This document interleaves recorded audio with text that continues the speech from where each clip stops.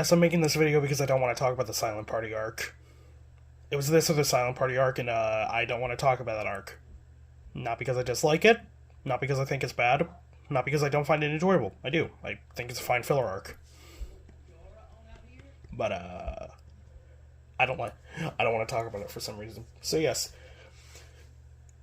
when you have a series as popular as Indets, in Japan at least, whenever I say Indets is popular, I mean in Japan, because while you will hear about it every now and then, like, I know there's, every YouTuber has to make that one Indets video at one point, like, yeah, Tour is kind of wacky. It gets a lot of spin-offs, and I've talked about Railgun, and I've referenced a couple others. In my last video, I referenced the fact that Item is getting their own spin-off, and I think March this year, so hopefully that gets a quick translation. And considering we have not had a light novel from Kamachi in like 6 months, it probably will be, but today we're going to be talking about the first arc of the Accelerator manga. More so the anime, because that's what I've seen. Similar to my first Railgun arc video, I have not read the manga version of this, and we'll talk about the manga in a second, but yeah. So we'll be talking about the Necromancer arc, which I could see some people having an issue with, but I enjoyed it. Because I think I watched it before I watched Indets Season 3.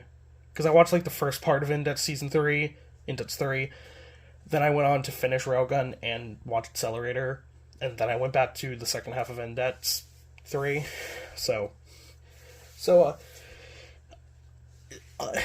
Like Railgun,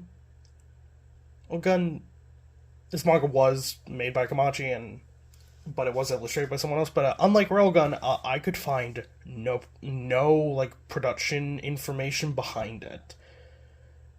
Like, I found nothing. I looked on the Indets wiki, basically said nothing about its production, and Wikipedia doesn't have anything.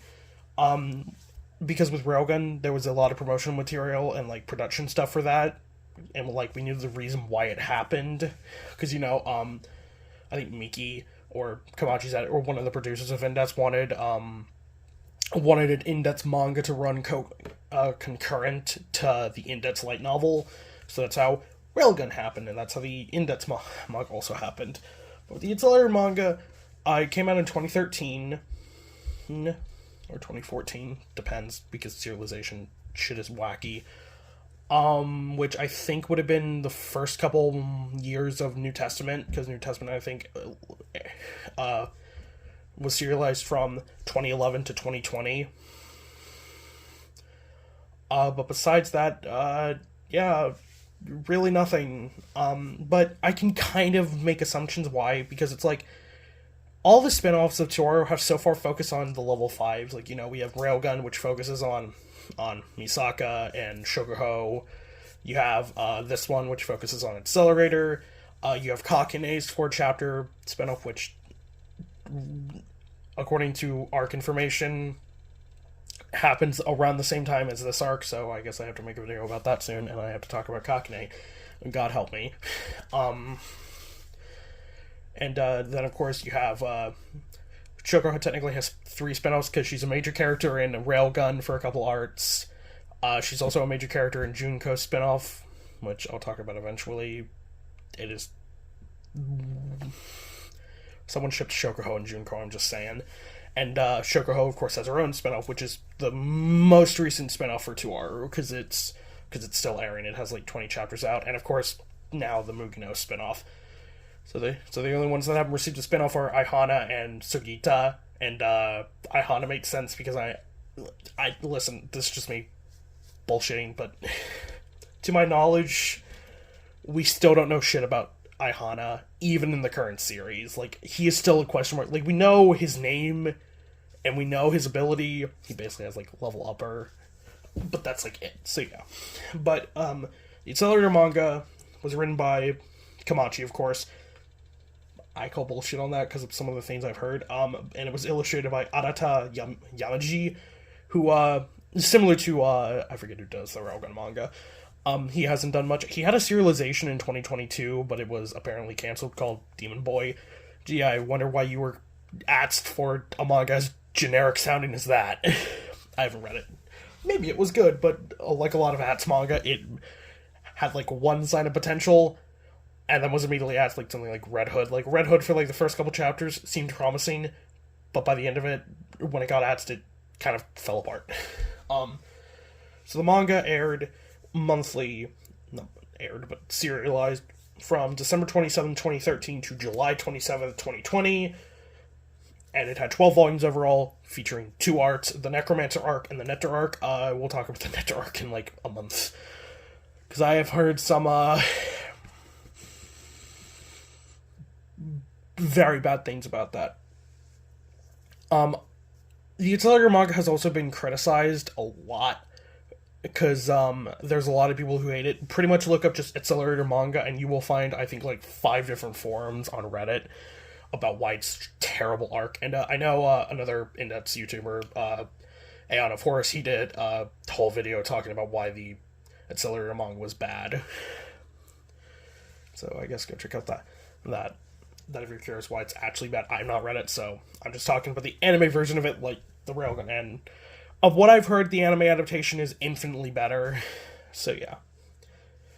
And it was also during this time that we also got to confirm that it was an anime, that it was going to be an anime. For some reason, 2019 through 2020 JC Staff just decided to animate 3 different Indets projects at the same time. I know there were probably different groups, but it's just like, yeah, no shit, Indets Season 3 was rushed. You also split your production on 2 other series for Indets, for 2Aru. It's like, but it was announced in 2018, and would air from July 12th to September 27th in 2019. So, rather recent in the grand scheme of things. Probably the most famous thing from the series is the OP, because even people who think 2Aru is shit, they've told me that this OP is great, and it is. I want to do an OP ranking eventually. I don't know if I want to do that now or when I get to the end of Indets, because there is some stuff I'll talk about with the OPs that is spoilers for the end of it. But it was Shadow is the Light, done by the Sitzlai, who I think another anime they did music for was Golden Kamuy. I've not read or watched personally, but I have. I think I did listen to it, and it was pretty good. And what's funnier is the ending, which is Parole, done by Saijo no Hana, who, fun fact, did the OP music for Stone Ocean, the final batch. Spoiler, I'm going to be talking about JoJo soon this year. So yeah, that's pretty much all the production material that I could find about Accelerator, which is not as much as Railgun. And yeah, we'll get into it. So, the Necromancer arc is a weird arc, because it's kind of all over the place, but by the end it does kind of make sense. But it's just like, as you're watching it, it doesn't really seem like a lot of it made sense. So, this is also one of the arcs that doesn't have a specific date. A lot of the spin-offs don't have specific dates. Like, past the Dream Ranker arc, a lot of Railgun arcs do not have dates. Mainly because they get into October, and October is when Indets ends in the time. The original Old Testament timeline ends, because it's also like October 18th through like October 30th is when World War III happens. So this arc takes place in early September, but I kind of using context clues and kind of like other volumes that were around this time and arcs. Most likely it is between the Ursula Aquinas arc and Daihase, but it does take place concurrent to, or takes place either at the beginning, or like the beginning of this arc takes place around the time of True Diagram Brendan, but they do take place around the same time. So yeah, this arc does focus on like 2 main things: a mage family and a unit within Academy City. So a lot of the conflict in this is started by a branch of anti-skill. I say branch, but really a rogue group called DA, or Disciplinary Action. What's the best way to describe them? Basically, imagine anti-skill, but they really do not like espers. Yeah, basically, Disciplinary Action is viewed as like the true justice of Academy City. That's how they view themselves. They view espers as criminals, because like they have really cocky attitudes with Accelerator and Kakine, because disciplinary action also shows up in Kakine's spinoff, which, speaking of that, we know this arc also takes place around the same time, because there is one panel where you see one of the main characters is Esther with Last Order and Accelerator. So yeah. So there's not a lot with disciplinary action, because they're really just kind of an antagonist group made for this, and they pretty much get taken out by Accelerator and Anti-Skull by the end of this arc.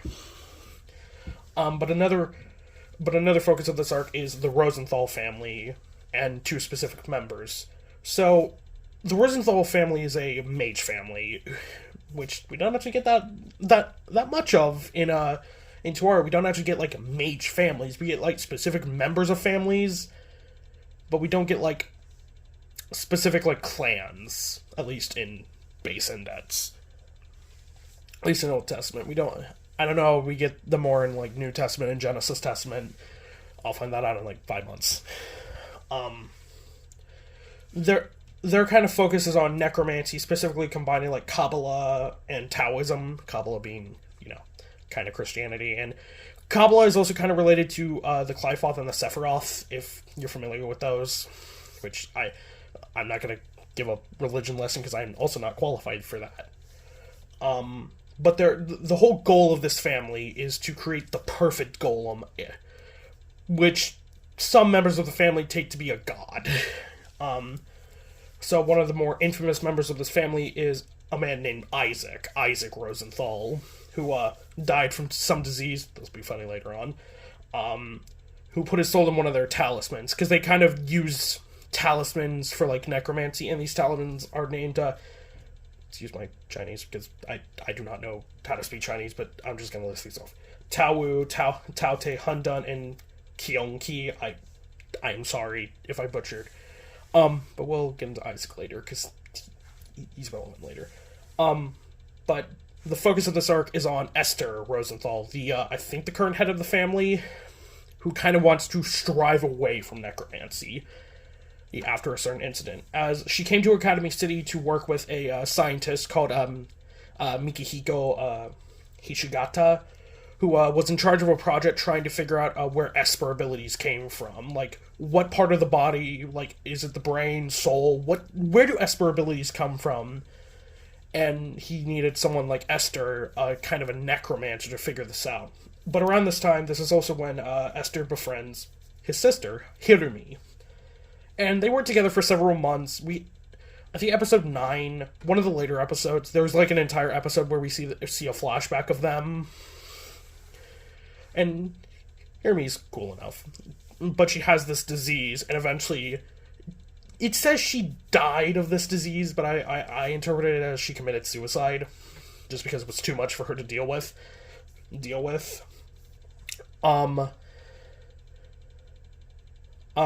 And basically, Esther then tries to bring her back with her magic, and it kind of fails, as, yeah, Hirumi's kind of revived, but now she's in something called a coffin, which is basically, it's weird. But yeah, and then time kind of goes on, and Esther kind of runs away, and then tries to deal with something else. And this is where Accelerator comes into the plot. So around the same time, DA also murders a girl named Hasami Hitokawa, who tried to commit suicide. That's also why I say Hirumi probably committed suicide, because, yeah, this arc is kind of dark, but it's also dealing with Accelerator, and he's always kind of been, yeah. But they use this for a prototype coffin. Coffins are weird to describe, because it's like, basically, you put a dead body in it, and the dead body essentially uses it as, like, fuel to drive it. Hasami also comes back later because Esther revives her, and Hasami kind of serves as her helper. But Esther is basically in Academy City and gets captured by DA because they're trying to use her methods for the coffins, and she seeks the help of our favorite number one Esper, Accelerator, because around this time, this is also when, in the aftermath, where he got shot in the head by a Mai. And so he's in the hospital. Esther basically tries to get him to help her. Also, I think in the anime, Accelerator is reading a copy of Heavy Object, another series by Kamachi. I'm pretty sure he's reading it, which is very funny. But yeah, before we get into the actual episodes of the plot, there is a first episode of this where it's kind of just introducing it. So it's kind of like every Railgun season where the first episode is like, it has stuff in canon, but it's kind of non-canon. It's just to kind of intro the season. That's what this first episode. Accelerator fights against some espers that try and steal his DNA. He absolutely fucking wrecks their shit because it's Accelerator. Also, I've seen some people complain like, oh, Accelerator's too strong for his own manga. Ah, yes, because, yeah. No shit. Like, I've seen some people describe it like it's out of canon, and I'm like, yeah, Accelerator's the strong in canon. Yeah, just because he got shot in the head doesn't mean he's weak. That was the whole point of his point to Musajima. It's just like, yeah, just because you got stronger doesn't mean I've gotten weaker. But yeah, getting into the plot, Accelerator gets involved with DA, because they also kidnap one of the Misaka clones, which is kind of, I like, because it kind of like, it's a good thematic thing, because now Accelerator is going after one of the Misakas to save her when he tried to kill them all. It's a nice little poetic thing. So Anti-Skill and Yomikawa, of course, because God, Yomikawa does not get paid enough for her fucking job. DA, one of the backers of DA, is kind of like, okay, DA is getting out of control, and Anti-Skill is getting involved. Let's just get rid of both of them. So, they use an underground organization called Scavenger, and another reason why I wanted to do this video first is because Scavenger does come back later on in a Railgun arc, and they do vaguely reference the events of this arc, so. But you have 4 members. Izumi Rita, who goes by the epithet Leader. I will try to talk about their abilities in the best way, but you will find they are not necessary. She kind of has this ability where she can use her eye to just scout the sky above, which is a really cool effect, because you just see multiple eyes across the sky. Seki Toramaru, she kind of essentially has Alvida's fruit. This fruit, she can slide on things frictionless. You have Naru Sakuragi Naruha, which she's the quirkiest member of this group, and referencing another anime, she essentially has Conan's ability, because she can, like, manipulate paper, and she uses this to make giant paper armor. And then, Yakumaru Itsuki, going by the name, Yakumaru. Her ability is kind of weird. She mixes, like, chemicals. It's never really shown off in a good way. I can't really explain it in the best way. So they get involved, and then Accelerator comes to help, and, yeah, this is probably the clip a lot of people have seen from this show. Accelerator absolutely kicking Scavenger shit in. Boy, it is cathartic, because the episodes leading up to this, Scavenger is essentially kind of just invincible, because it's like they completely wreck Anti-Skill, and DA can't really do anything against them. So it's just, yeah, it seems like Esther and all of them are kind of in a shit situation, and then you see how much they get clowned. It's the perfect example of, like, yeah, some espers against normal humans who don't have any abilities, or even against some mages, yeah, are pretty strong. Against the level 5s.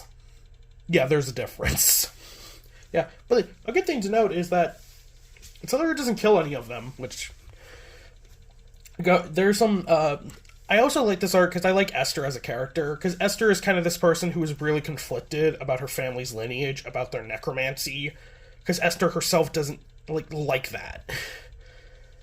And which makes sense. It's like, yeah, necromancy is kind of a shit kind of a thing that you really should not like. So yeah, she kind of like, she wanted to put an end to her family, and then she got wrapped up in the Hishigatas, and just, yeah. So this is where Mikihiko comes into the plot and tries to, and, you know, this is where this kind of kicks off. Accelerator fights against 3 coffins that are the other talismans, Taute, Hundun, and the 4th, the Q-named one, because I'm not saying that again. And we do get that Hirami is alive, but in a weird, fucked up state in a coffin. And, yeah, we find out that, it's not exactly Hirami, because Hirami got revived with, Tawu, but it was less so Hiromi, and it was more so Isaac. So yeah, this kind of brings us to the final plot of it, where Esther wants to put an end to this, both to kind of put her friend to rest, because she also feels responsible for this, because it was her that did this. And yeah, this is also where we kind of explain, like, what is the goal of the Rosenthal family, which is to basically make a perfect body with a perfect soul, basically a god, they say, quote-unquote god, which is actually quite interesting, because Isaac specifically says it's similar to something of a level 6, which is actually very interesting, and also goes into that magic and science in the 2R series is not as different as you would have it believe. But of course, there is also some nice interaction with Esther and Accelerator, because Esther kind of likes Accelerator a bit, and views him as kind of a hero, and, you know, Accelerator does have his whole line of, like, I'm not a hero. It's like, if you want a hero, go find that moron. And it's, again, keeping up the joke of never naming Toma unless he physically appears in a spin-off. Yeah, but Accelerator still does help her, because it's like, I've said this before with Accelerator as a character. Yeah, he says he's not a good person, he's not a hero. Deep down, he wants to be. It's that conflicting thing of, like, Accelerator wants to help people. He wants to, you know, quote-unquote be a hero, but just because of his past, his powers, and everything, it's a thing of he doesn't forgive himself, so he thinks he shouldn't be forgiven for anything. That's why he's really conflicted. That's why I always imagine he's really conflicted about Last Order, because it's like, you forgive me for killing 10,000 of your sisters, which is also brought up back with Misaka Worst during the World War III arc. But yeah, so the arc ends. Esther gets some good closure with both Mikihiko and Hiromi, putting both of them to rest, and the arc ends. This is also where Yomikawa gets some actual good character development, and where she does help out Accelerator, even though it's like we shouldn't do anything because it's like we haven't been told to, but it's kind of like we should do the right thing. This also does give the reason why Yomikawa knows Accelerator, because none of the Nets arc after Daihase, but in the Academy City Invasion arc, how that kind of kicks off is Yomikawa does let Accelerator live with her. So this arc does kind of give a reason why they know each other. So yeah, that is my kind of conclusion of this arc. Yeah, honestly, I think it's better watched than read. I don't know. We'll see. I do plan to read the manga in the next couple days, because that'll be fun, but yeah. That's all I really have to say. I enjoyed this arc. I do think it's similar to kind of Level Upper. It's a bit of a mess at first, but it does make sense by the end. It seems like a lot of things that happen at the same time don't really make sense. Like, they don't really connect together, but once you have every piece of it, it does connect back. And I do like Esther as a character, and I don't know if she appears again in Tuaru, like the main series, but I really hope she does, because I would like to see her kind of be a recurring character with Accelerator's little group. I don't know. I would find that entertaining, and I just like her. I also did like her interactions with Hirumi. So yeah. Yeah, I just wanted to do this video today because I've been meaning to also continue the arc reviews, and I don't know what playlist I'm gonna put this in. I probably will just do it like miscellaneous to our arc reviews, because I plan to make one on the Astro Buddy, and even though Astro Buddy is labeled as like a spin-off of Railgun, but it's still like a spin-off overall, because like, yeah, it does relate to Railgun, but it's also just a general tour spin-off, Kakane spin-off, Mugino spin-off. Honestly, I'll just also say this here, if you just want to know my vague hopes for the Mugino series, I don't want that much like development for Mugino. I would actually like to see how Item was formed, and you know, more Frienda, and some more stuff. I would also actually like to see how Hamazura joined their group, because Hamazura are kind of like, he joins their group, but we never kind of find out why he joined it. I think it's because, like, after, what was it called? Skill Out. After Skill Out got kind of defeated by Accelerator's little group, he was sold off, similar to, like, Shinobu, she was sold off to a side organization. Hamazura was probably forced to join the dark side organization or die. So yeah, I guess that's all I have to say. The OP is really good. I recommend giving Shadow with the Light a listen. It's a really fucking good OP. Definitely top 3 to our OPs. I think Roar, the Sith's OP for Indets, is better. I just like that more musically and visually, but this OP is pretty good. I also do like that it's one of the few 2R OPs that actually does change, because the visuals do change as the season goes on, and I always like when anime do that. I think that's just it's a cool way to kind of tie the opening into the anime. Not as cool as like how Mushoku Tensei does it, where like the opening is part of the story. But yeah, I've rambled on for long enough. I might do the Silent Party video next week. I don't know. And of course, I will do the second part of the Daihase video sometime this week. So yeah, if you like this video, like, comment, and subscribe. If you like my random ramblings, just subscribe and stick around, because I plan to be making 2R videos for a while. For as long as I can make them, and for as long as Kamachi continues the series. But yeah, this will be Neo, signing out. Have a good day.